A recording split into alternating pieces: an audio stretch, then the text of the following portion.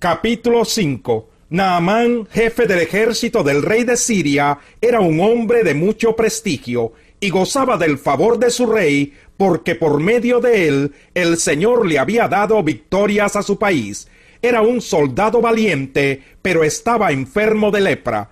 En cierta ocasión, los sirios que salían a merodear capturaron a una muchacha israelita y la hicieron criada de la esposa de Naamán.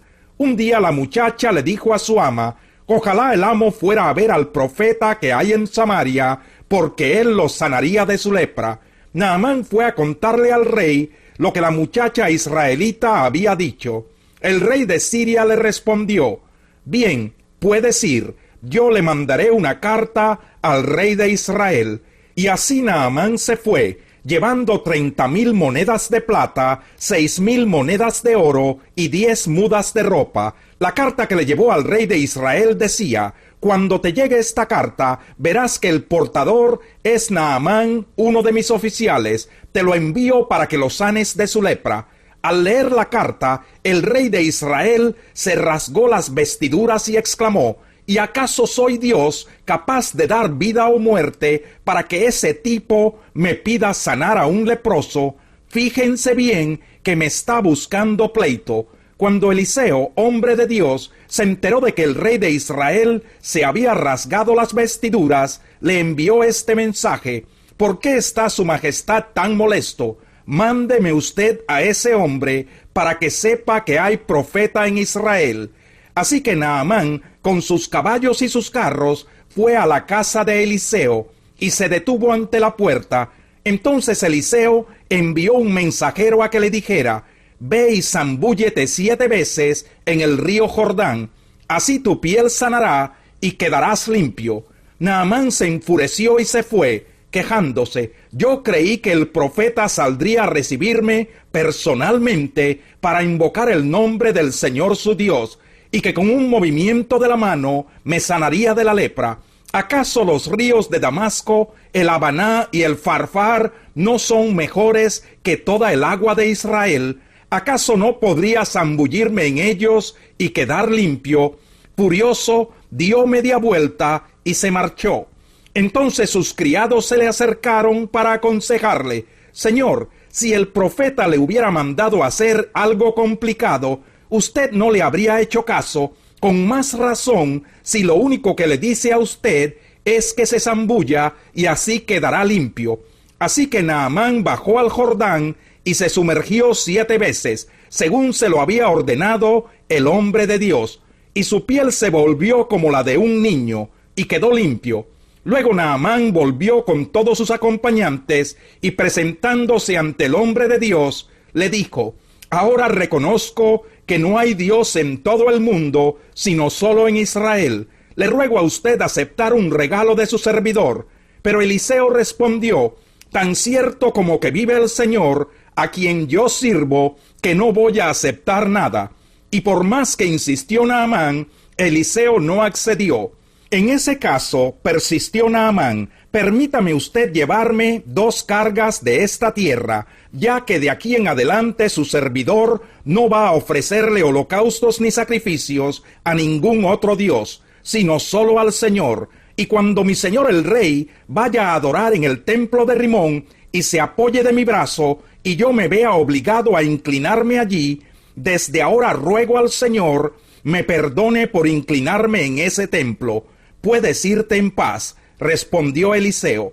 Naamán se fue, y ya había recorrido cierta distancia cuando Giesi, el criado de Eliseo, hombre de Dios, pensó: mi amo ha sido demasiado bondadoso con este sirio Naamán, pues no le aceptó nada de lo que había traído, pero yo voy a correr tras él a ver si me da algo, tan cierto como que el Señor vive. Así que Giesi se fue para alcanzar a Naamán. Cuando éste lo vio correr tras él, se bajó de su carro para recibirlo y lo saludó.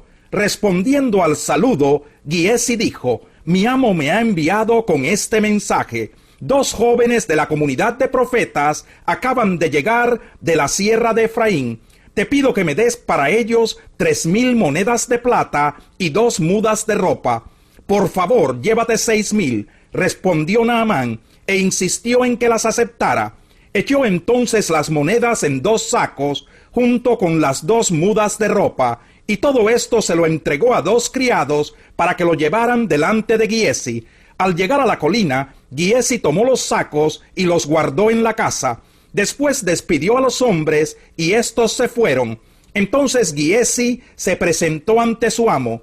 ¿De dónde vienes, Giezi?, le preguntó Eliseo. Su servidor no ha ido a ninguna parte, respondió Giezi. Eliseo replicó: ¿no estaba yo presente en espíritu cuando aquel hombre se bajó de su carro para recibirte? ¿Acaso es este el momento de recibir dinero y ropa, huertos y viñedos, ovejas y bueyes, criados y criadas? Ahora la lepra de Naamán se te pegará a ti y a tus descendientes para siempre. No bien había salido Giezi de la presencia de Eliseo, cuando ya estaba blanco como la nieve por causa de la lepra. Capítulo 6. Un día los miembros de la comunidad de los profetas le dijeron a Eliseo: como puede ver, el lugar donde ahora vivimos con usted nos resulta pequeño. Es mejor que vayamos al Jordán. Allí podremos conseguir madera y construir un albergue. Bien, vayan, respondió Eliseo. Pero uno de ellos le pidió: acompañe usted por favor a sus servidores. Eliseo consintió en acompañarlos, y cuando llegaron al Jordán empezaron a cortar árboles.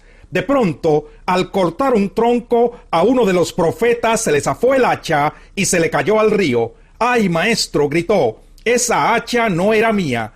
¿Dónde cayó?, preguntó el hombre de Dios. Cuando se le indicó el lugar, Eliseo cortó un palo y echándolo allí, hizo que el hacha saliera a flote. Sácala, ordenó Eliseo. Así que el hombre extendió el brazo y la sacó.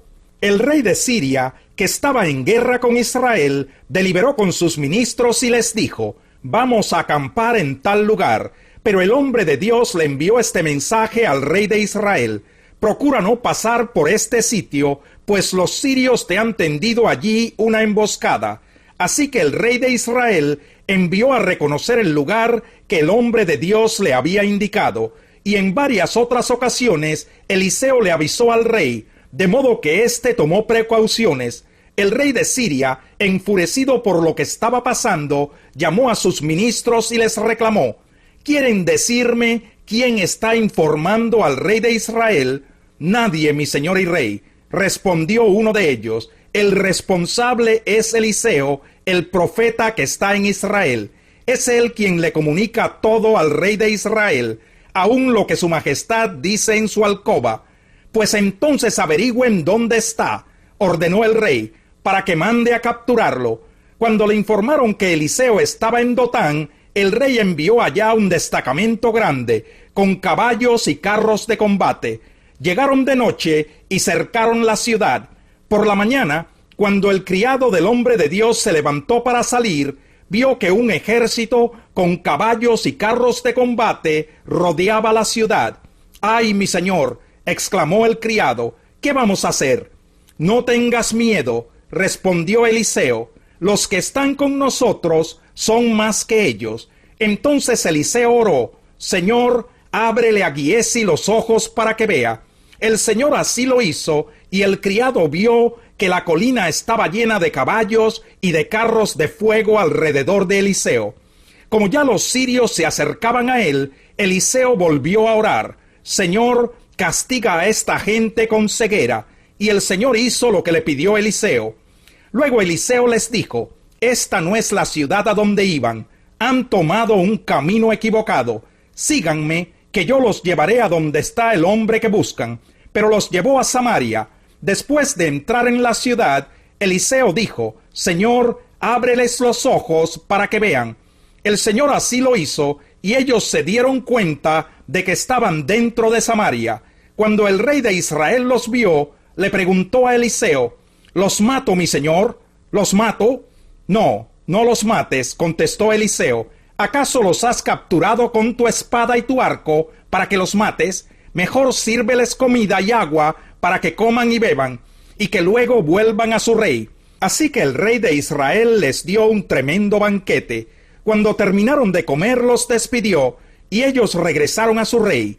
y las bandas de sirios no volvieron a invadir el territorio israelita.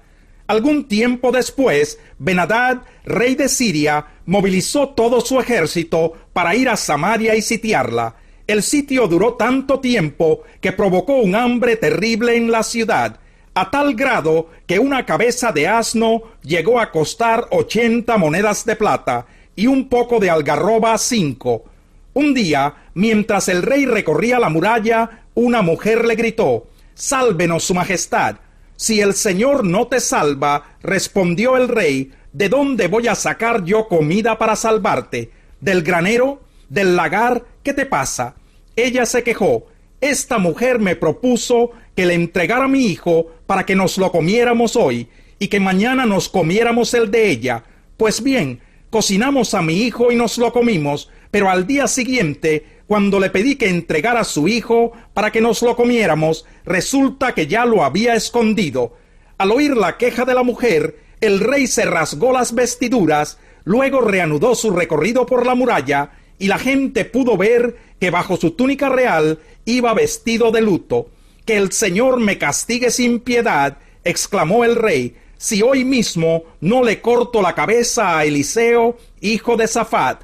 Mientras Eliseo se encontraba en su casa, sentado con los ancianos, el rey le envió un mensajero. Antes de que éste llegara, Eliseo les dijo a los ancianos: «Ahora van a ver cómo ese asesino envía a alguien a cortarme la cabeza. Pues bien, cuando llegue el mensajero, atranquen la puerta para que no entre. Ya oigo detrás de él los pasos de su señor». No había terminado de hablar cuando el mensajero llegó y dijo: «Esta desgracia viene del Señor. ¿Qué más se puede esperar de él?». Salmo 53. Dice el necio en su corazón: «No hay Dios». Están corrompidos, sus obras son detestables. No hay uno solo que haga lo bueno. Desde el cielo Dios contempla a los mortales, para ver si hay alguien que sea sensato y busque a Dios. Pero todos se han descarriado, a una se han corrompido. No hay nadie que haga lo bueno, no hay uno solo. ¿Acaso no entienden todos los que hacen lo malo? Los que devoran a mi pueblo como si fuera pan, jamás invocan a Dios. Allí los tienen, sobrecogidos de miedo, cuando no hay nada que temer. Dios dispersó los huesos de quienes te atacaban. Tú los avergonzaste, porque Dios los rechazó. Quiera Dios que de Sión venga la salvación para Israel. Cuando Dios restaure a su pueblo, se regocijará Jacob, se alegrará todo Israel. Salmo 54. Sálvame, oh Dios, por tu nombre, defiéndeme con tu poder. Escucha, oh Dios, mi oración, presta oído a las palabras de mi boca, pues gente extraña me ataca, tratan de matarme los violentos, gente que no toma en cuenta a Dios. Pero Dios es mi socorro, el Señor es quien me sostiene, y hará recaer el mal sobre mis adversarios. Por tu fidelidad, Señor, destrúyelos. Te presentaré una ofrenda voluntaria, y alabaré, Señor, tu buen nombre, pues me has librado de todas mis angustias, y mis ojos han visto la derrota de mis enemigos.